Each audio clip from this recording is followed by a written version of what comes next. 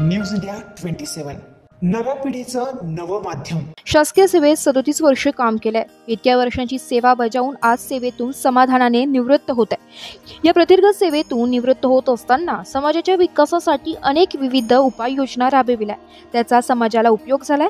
आज सेवेतून निवृत्त झालो तरी सर्वसामान्य जनतेच्या विकासासाठी काही नाविन्यपूर्ण उपक्रम राबवायचे असतील तर त्यासाठी लागणारे मार्गदर्शन व मदत करण्यास मी सदैव उपलब्ध आहे, अशी भावना आज सेवानिवृत्ती होणारे नाशिक विभागाचे विभागीय आयुक्त राधाकृष्ण गमे यांनी व्यक्त केली आहे।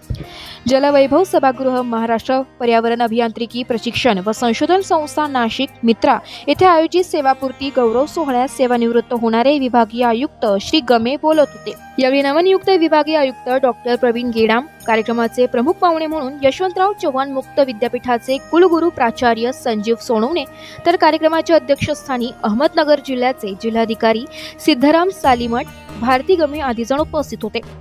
नाशिक विभागातील नाशिकचे जिल्हाधिकारी जलज शर्मा, जिल्हाधिकारी जळगाव आयुष प्रसाद, जिल्हाधिकारी धुळे अभिनव गोयल, नंदुरबार जिल्हाधिकारी मनीषा खत्री, मुख्य कार्यकारी अधिकारी जिल्हा परिषद नाशिक आशिमा मित्तल, मुख्य कार्यकारी अधिकारी जिल्हा परिषद अहमदनगर आशिष येरेकर, अप्पर आयुक्त निलेश सागर, विभागातील उपायुक्त, उपजिल्हाधिकारी, तहसीलदार व इतर अधिकारी व कर्मचारी यांनी विभागीय आयुक्तांना निरोप दिला। विभागीय आयुक्त गमे म्हणाले की गेली 37 वर्ष प्रशासनातील कामकाजाचा अनुभव पाहता पूर्वीच्या परिस्थितीत व आताच्या परिस्थितीत कमालीचा बदल झालाय।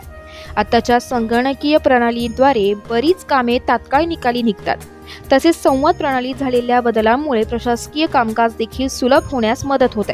आज माझ्या सेवानिवृत्त कार्यक्रमात व्यक्त केलेले माझ्याविषयीचे प्रेम ही माझ्यासाठी प्रेमाची शिदोरी असून पुढील आयुष्यासाठी नक्कीच प्रेरणादायी ठरणार असल्याची भावना श्री गमे यांनी व्यक्त केली आहे। News India 27 Marathi, Nashik.